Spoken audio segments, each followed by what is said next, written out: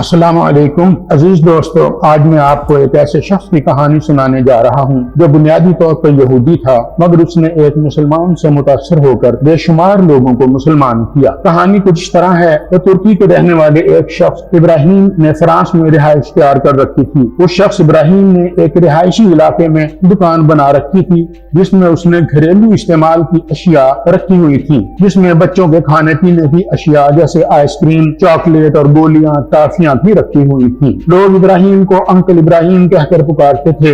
Uncle ابراہیم کی دکان پر ایک 7 سالہ یہودی بچہ بھی آتا تھا۔ اس بچے کا خاندان کافی عرصہ سے اس علاقہ میں آباد تھا۔ یہ یہودی بچہ جس کا نام جاد تھا روزانہ ہی انکل ابراہیم کی دکان پر اپنے گھر کا سودا سلف لینے آتا تھا۔ جاتے وقت یہ بچہ جاد انکل ابراہیم کی نظر بچا کر ایک چاکلیٹ ضرور اٹھا کر لے جاتا تھا۔ چاکلیٹ چوری کرنا جاد کا روزانہ کا کام تھا۔ ایک دن سودا لے کر جاتے وقت جاد نے چاکلیٹ نہ اٹھائی اور چلا گیا۔ ابراہیم نے بڑی اپنائیت کے ساتھ جاد کو آواز دے کر بلایا اور کہا، بیٹا آج آپ نے چاکلیٹ نہیں اٹھائی، کیا وجہ ہے؟ جاد بہت شرمندہ ہوا اور افسردہ بھی۔ وہ سمجھتا تھا کہ انکل ابراہیم کو معلوم نہیں تھا کہ جاد روزانہ اس کی دکان سے ایک چاکلیٹ چرا کر لے جاتا ہے۔ جاد نے نہایت افسردگی اور شرمندگی کے ساتھ کہا کہ انکل مجھے معاف کر دیں، میں آئندہ کبھی بھی چوری نہ کرنے کا وعدہ کرتا ہوں۔ انکل ابراہیم نے جاد کو کہا کہ اگر تم مجھ سے وعدہ کرو کہ آئندہ کبھی بھی پوری زندگی چوری نہیں کرو گے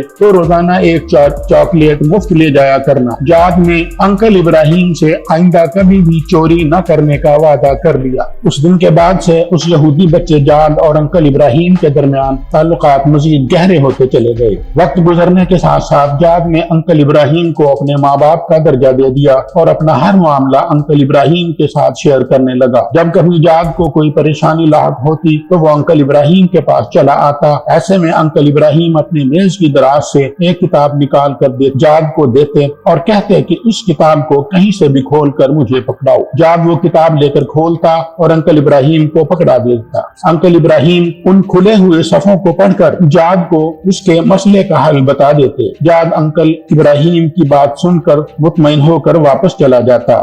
جاد کے ساتھ انکل کے تعلق کو تقریباً 17 سال گزر گئے اور جاد 24 سال کے ایک بھرپور نوجوان کی شکل اختیار کر گیا، جبکہ انکل ابراہیم کی عمر اب 67 سال ہو چکی تھی۔ انہی دنوں انکل ابراہیم اپنے خالق حقیقی سے جا ملے۔ انکل کی تجہیز و تقسیم کے بعد ایک دن انکل ابراہیم کے بیٹے جاد سے ملے اور اس کو بتایا کہ ہمارے والد صاحب نے ہمیں بتایا تھا کہ میں نے ایک صندوقچہ فلاں جگہ رکھا ہوا ہے، یہ صندوقچہ میری وفات کے بعد جاد کو میری طرف سے تحفے میں دے دینا۔ جاد کو جب انکل ابراہیم کی وفات کا پتہ چلا تو وہ بہت افسردہ اور غمگین ہوا۔ جاد نے وہ صندوقچہ کھول کر دیکھا تو اندر سے وہی کتاب نکلی جسے کھلوا کر انکل ابراہیم اس کی پریشانیوں کا حل بتایا کرتے تھے۔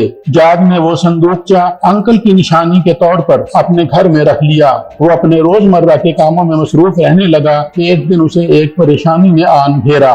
جاد کو اس دن انکل ابراہیم بہت یاد آئے کیونکہ انکل ابراہیم اس کو ہر پریشانی کا حل بتا دیا کرتے تھے۔ اسی دوران یکدم جاد نے بھیگی آنکھوں کے ساتھ وہ صندوقچہ نکالا اور سوچا کہ جیسے انکل ابراہیم کیا کرتے تھے میں بھی اسی طرح کوشش کرتا ہوں۔ جاد نے وہ کتاب کھولی تو وہ پریشان ہو گیا کیونکہ اس کتاب کی لکھائی اس کے لیے اجنبی تھی۔ وہ اسے پڑھ نہ سکتا تھا اور سمجھ بھی نہ سکتا تھا۔ جاد کو یکدم اپنا ایک عرب دوست یاد آ گیا۔ وہ کتاب لے کر اپنے عرب دوست کے پاس گیا اور کہا کہ مجھے اس کتاب کے یہ 2 صفحے پڑھ کر سناؤ۔ اپنے دوست سے کتاب کے وہ 2 صفحے سن کر جاد نے اپنے مسئلے کا حل نکال لیا۔ جاد نے اپنے عرب دوست سے پوچھا کہ یہ کیسی کتاب ہے؟ جاد کے دوست نے بتایا کہ یہ ہم مسلمانوں کی آسمانی کتاب قرآن مجید ہے۔ جاد کے دل و دماغ میں تجسس پیدا ہوا۔ اس نے اپنے دوست سے پوچھا کہ مسلمان کیسے بنا جاتا ہے؟ اس کے دوست نے بتایا کہ سب سے پہلے کلمہ پڑھتے ہیں پھر شریعت پر عمل کرتے ہیں۔ جاد نے فوراً کلمہ پڑھا اور مسلمان ہو گیا۔ جاد نے اپنا نام جاد اللہ القرآنی رکھ لیا۔